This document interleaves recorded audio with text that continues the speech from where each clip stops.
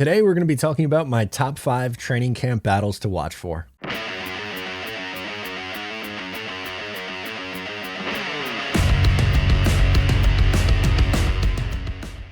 Hey, what's going on? I'm Matt O'Leary, back with another video, and today I'm talking about the 5 training camp battles that you should be keeping an eye on heading into training camp. It's here. Football season is basically here. Before we get started today, I just wanted to mention you can follow on social media at Matt O'Leary NY. Please make sure to subscribe to the Just Jets podcast. New episodes drop every Monday until the season. Then they move to Wednesday, a midweek show. And of course, bonus content over on Patreon. Check that out too. Okay, so there are a ton of things that you should be looking for, but I narrowed my list to 5, and I am just doing my 5 battles that I am looking for because that's kind of the fun of training camp. And the first one that came to mind was for left tackle, Mekhi Becton versus George Fant. Now, both of these guys are going to be starting out on the PUP list, which isn't really all that surprising. A lot of these guys coming back from injury, they tend to come back slowly, which is fine. And we heard Robert Saleh early in the week said that he has no issue with Mekhi's knee. It should be fine. He should be good to go. And I expect him to be back on the field. But ultimately, they have a decision to make. Does Mekhi Becton start at left tackle, or is it going to be George Fant starting at left tackle? And here's the conundrum. And it's not really a conundrum. It's a good problem to have. In 2020, Mekhi Becton was the starting left tackle. He looked really good as a rookie. Going to 2021, Mekhi also starting left tackle, gets hurt week 1. George Fant moves over from the right side to the left side. And then Fant was very, very good at left tackle. So most people are assuming that George Fant has a leg up on Mekhi Becton right now in the competition, which is probably fair. I think that's a fair assumption. That's not to say that Mekhi can't possibly win it. There is a chance, but based on what we saw last year and based on their skill set, I think George Fant has a leg up. He's the best pass blocker on this offensive line, not just tackles, like across the entire thing. And we know that Elijah Vera-Tucker is moving from the left side to the right side. So I'm pretty sure you're still going to get the AVT Mekhi Becton 1-2 punch. I just think it's going to be on the right side. But that's definitely a training camp battle that most people are going to have their eye on, and for good reason, because it's a very polarizing topic. Who should be starting at left tackle? Do you believe in Mekhi Becton? All that fun stuff. But that is definitely something to keep an eye on. The second one is I just wrote defensive line because the Jets have 14 guys at this position right now. Obviously, they're going to have to cut that down, but to list them off: Lawson, Huff, Zuniga, Williams, Thomas, Marshall, Franklin Myers, Rankins, Shepard, Curry, Johnson, Martin, Clemens, Anai. That's 14 guys right there. And good luck cutting that down. Someone who is pretty good and has a chance to be a roster player on someone else's squad is probably going to get cut. My guess is Zuniga's going to go, Shepard's going to go, and Anai probably, and then maybe you carry 11. If you want to get it down to 10, good luck with that. Maybe Vinny Curry is also cut. I like Vinny Curry. I like the depth that he provides on this team and the veteran presence. So I personally would like to keep him around, but it's going to be a very, very difficult decision for Robert Saleh, Ulbrich, and Joe Douglas deciding who is going to stick on this roster at the defensive line position, because it's probably their deepest position.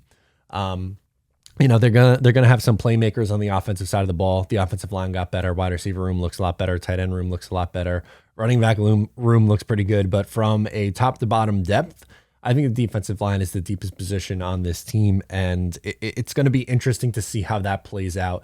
And I think the training camp and the preseason is going to be a good indicator for who on the bottom half of the roster is making the team. The third one I have is free safety. We know at strong safety, Jordan Whitehead's going to be starting, but is it going to be LaMarcus Joyner? Is it going to be Pinnock? Is it going to be Ashton Davis? I think Joyner probably has a leg up as the veteran over the 2 younger guys. Davis has struggled when he has gotten on the field. Yes, he does come up with the occasional interception, but the routes that he takes to the ball carrier and also him at times getting lost in coverage is a bit much. And I don't know if that's starter level. I think if he is depth on your roster, that's fine. Pinnock looked better, I thought, than Ashton Davis last year at that position. But here's the thing with Pinnock. It was a really small sample size. it's going to be interesting to see how this plays out because Joyner hasn't played a ton over the last couple of years. And we know he moved from free safety to slot corner. He wasn't nearly as good at slot corner. So he's moving back to a position. So it's going to be interesting. Again, strong safety, I think, is locked down. Whitehead, good. No issue there. Free safety, question mark. We'll see how it plays out. My guess would be that Joyner has a leg up on these guys. Outside of that, I prefer Pinnock over Davis, but Davis is extremely athletic. We'll give him that. If he could just figure out the football side of things, then there's a chance that he could be a good player still at this level. I just question if that's going to come. That's all. Number 4 on my list is QB2. Who is it going to be, Mike White or Joe Flacco? My guess would be Joe Flacco, but Mike White is someone who I think could potentially be trade bait. I wouldn't be surprised if the Jets decide, hey, we're going to trade Mike White and try to get, I don't know, maybe a conditional pick back for him. There's always injuries at the quarterback position. While Jimmy G is probably going to be on the market, Mike White is significantly cheaper. Yes, White is not the same quarterback as Jimmy G, but that matters. Quarterback depth is always an issue for most of these teams. You could try to carry 3 quarterbacks, but I'd advise against that because, as we mentioned, there's positions like the defensive line where you're going to have to carry some more guys. I think it's going to be Flacco of the two. They like having that veteran. They traded for Flacco last year, and I think they want to, justify giving up that. What was it, a 6th round pick? Was it last year or 2 years ago they traded? No, they signed Flacco to be the backup in 2020, and then in 2021 they didn't bring him back, and then they needed him, so they traded for him. So that was an interesting decision, but nonetheless, I think it's going to be Flacco who wins it. Can Mike White win the job? Sure. I have no issue with them choosing Mike White over Joe Flacco. This is just a guess.